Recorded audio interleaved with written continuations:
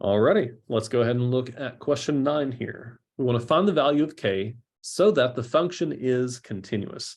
Now notice that we have a piecewise defined function. The first definition is 2x plus 5 when x is less than or equal to 2. Why did I say 2? That will be fixed as well. That should be 1.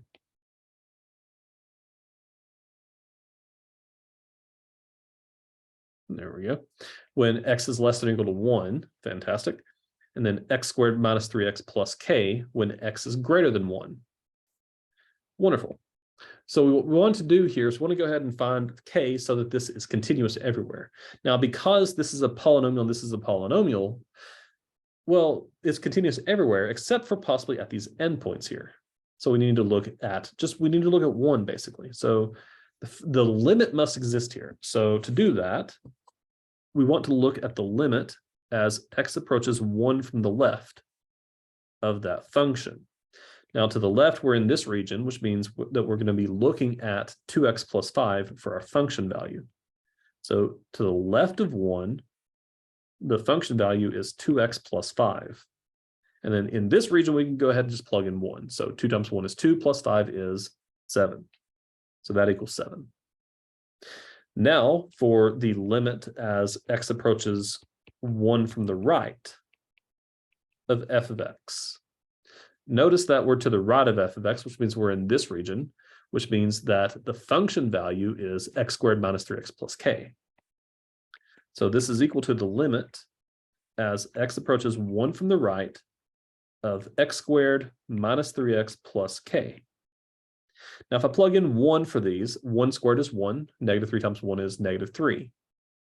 So 1 minus 3 is negative 2, and we still have the plus k there. So the limit as x approaches 1 from the right is negative 2 plus 1.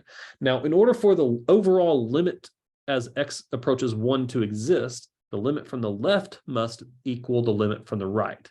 In other words, 7 has to equal the negative 2 plus k. So 7 equals negative 2 plus k.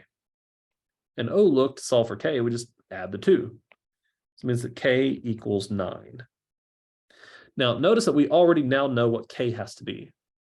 And the overall limit is going to be 7, because notice that negative 2 plus 9 is 7. Good. So 7 equals 7. So the limit as x approaches 1 of this function is equal to 7 as a result. And what's the function value at 1? Well, notice that 1 is defined here. 1 is less than or equal to 1. That's true. So 2 times 1 plus 5 is 7. So f of 1 equals 7. So as a result, that means that the limit as x approaches 1 of f of x is the same thing as your function value at 1. In other words, the limit equals the function value. Therefore, it is now continuous there, which means that this function is now continuous everywhere. Alrighty, and that's question 9. Have fun.